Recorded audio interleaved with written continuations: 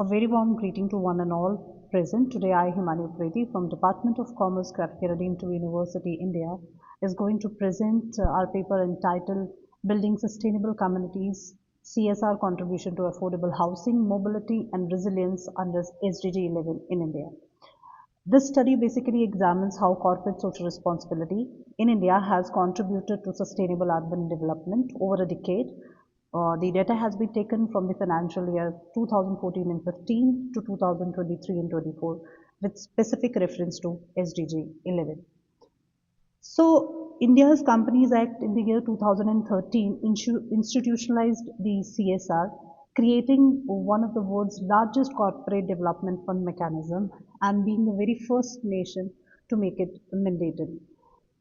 Particularly, this study focuses on SDG 11, which aims to make cities inclusive, safe, resilient, and sustainable. Within SDG 11, what we did, we examined three critical dimensions: affordable housing, sustainable mobility, and urban resilience. The scope of analysis is basically based on official CSR expenditure data, which is reported to the Ministry of Corporate Affairs over the 10 financial years.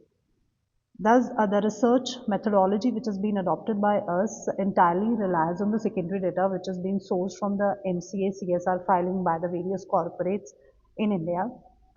We have applied a descriptive statistics, trend analysis and sector-wise comparison to understand spending patterns. The primary objective is to assess whether CSR function as a co-financing mechanism for SDG 11 and to identify structural gaps and policy implication.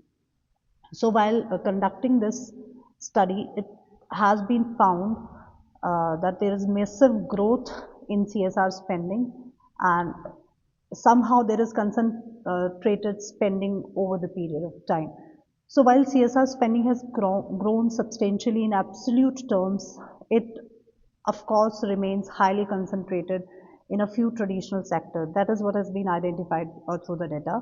Education and healthcare consistently is receiving the largest share of CSR funds in India. This concentration suggests that despite large financial volumes, CSR allocation may not adequately reflecting the multi-dimensional needs of urban sustainability under SDG 11. Thus, CSR allocation is being concentrated to few areas and has not been distributed among the large sector. So checking out the visual distribution, the stacked area chart visually confirms the dominance of again education, healthcare and rural development throughout the decade. In contrast, if we see under this stacked diagram, urban focused sectors such as slum area development, they remain marginal. This indicates again that CSR in India is largely oriented towards social welfare and rural priorities with limited direct engagement in urban sustainability challenges. So SDG 11 aligned sector, if we will talk about spending on environmental sustainability and natural resources conservation shows a gradual upward trend through the data, reflecting growing awareness of resilience and climate risk. Sanitation related expenditures again show periodic spikes, often being aligned with the national initiative like Swachh Bharat, which is initiated by the Indian government. However, affordable housing, sustainable mobility, they remain critically underfunded, revealing that there lies major gaps in CSR alignment with specific SDG 11 targets. If we talk about CSR as a co-financing mechanism for SDGs, CSR provides approximately 35,000 rupees crore annually, making it a significant non-budgetary development resource. CSR often aligns with the national priorities and indirectly supports SDG 11 by strengthening the sanitation infrastructure and basic services. Only indirect support through these things. However, CSR tends to be reactive, responding to the change in the policy or the policy signals rather than proactively addressing the complex urban challenges.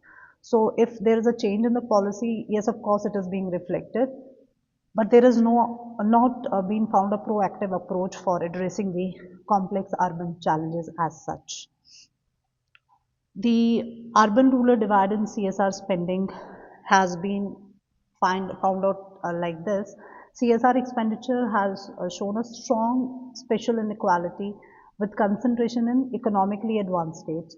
Companies often display a home bias, investing near operational location. That means wherever they are operating, they are contributing their CSR funds over that area. Urban projects are avoided due to their complexity, longer gestation period, and coordination requirement. This has been found through the various studies and reports, leading to continued underinvestment in the urban sustainability aspect. Shifting from the compliance to the strategic impact, if we want to enhance the SDG 11 impact, there is a need that CSR must move beyond compliance driven spending. It should not only be focused on compliance because we are complied to do that. So that is why we are doing it. It should not be like that. So this requires explicit alignment with measurable SDG 11 targets, collaborative models involving urban local bodies, and long-term commitment by the corporate is needed. Robust impact measurement frameworks are required. They are essential to assess outcomes rather than just finding out the volumes of the expenditure, which does not make any sense. That are they being directed to a particular target or not, which is the need of the hour.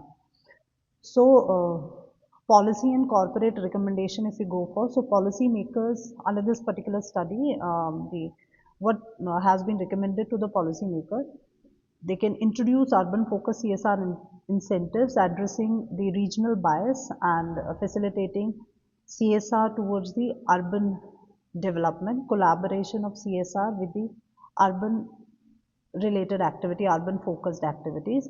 For corporate, CSR strategy should align with core business strength, adopt risk based perspectives, and improve SDG linked reporting. If the reporting could be done by aligning it with the SDGs, definitely it is going to give better and improved result, and we'll be able to identify that how the corporates are aligning their CSR activities toward a particular Sustainable Development Goal. Together, these measures can transform CSR into a strategic tool for sustainable urban development for sure. So, at the end, CSR is definitely has emerged as an important complementary mechanism supporting community infrastructure and resilience in India. However, a limited urban focus has been found.